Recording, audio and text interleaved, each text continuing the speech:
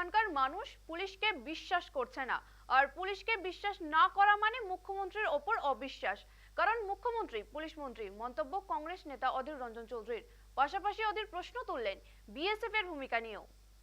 ওখানকার মানুষ পুলিশকে বিশ্বাস করছে না, আমার কিছু করার নেই। এখানটায় পুলিশ তার বিশ্বাসযোগ্যতা প্রমাণ করতে পারেনি, আজও পুলিশ তার বিশ্বাসযোগ্যতা প্রমাণ করতে পারছে না। আজও ধাক্কা মারতে মারতে গ্রেপ্তার হয়, ধাক্কা মারতে মারতে গ্রেপ্তার হয়। পুলিশের তদন্তে কটা গ্রেপ্তার হচ্ছে জানা নাই। ধাক্কার কাছে, চাপের কাছে কাউকে গ্রেপ্তার করতে হচ্ছে। সে প্রকৃত না নকলি আমরা জানি না,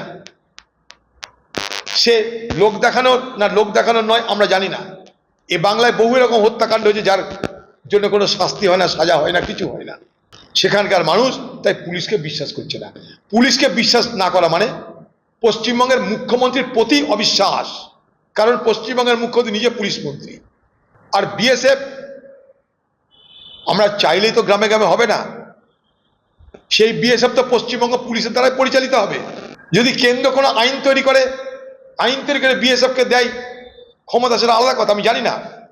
কিন্তু আমি বলবো পশ্চিমবঙ্গের মুখ্যমন্ত্রী উদ্যোগ নিয়ে, পশ্চিমবঙ্গের মুখ্যমন্ত্রী উদ্যোগ নিয়ে হিন্দু, মুসলমান, শিখ, খ্রিস্টান সকলকে, সমস্ত পার্টিকে ডেকে তিনি যদি প্রচেষ্টা শুরু করেন স্থায়ী শান্তির, স্থায়ী সম্প্রীতির, কিছুটা হলে এগোতে পারে।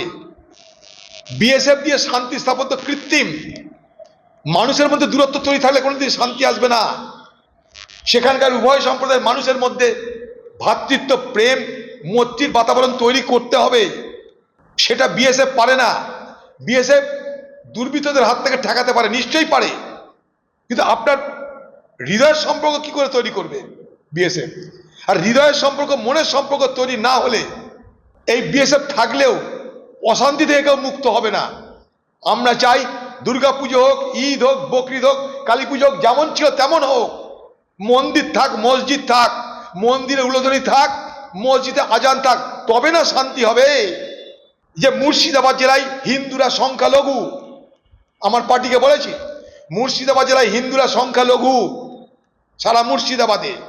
তাই যেখানে যেখানে মুসলমান সম্প্রদায় সংখ্যায় বেশি তারা যেন হিন্দুদেরকে প্রোটেকশন দেয়, যেখানে হিন্দুরা সংখ্যায় বেশি তারা যেন মুসলমানদের রক্ষা করে। এই ভ্রাতৃত্ববোধ, এই ভ্রাতৃত্ববোধ যদি না গড়ে তুলতে পারি আমরা, জানি না কোথায় যাবে এই পশ্চিমবঙ্গ।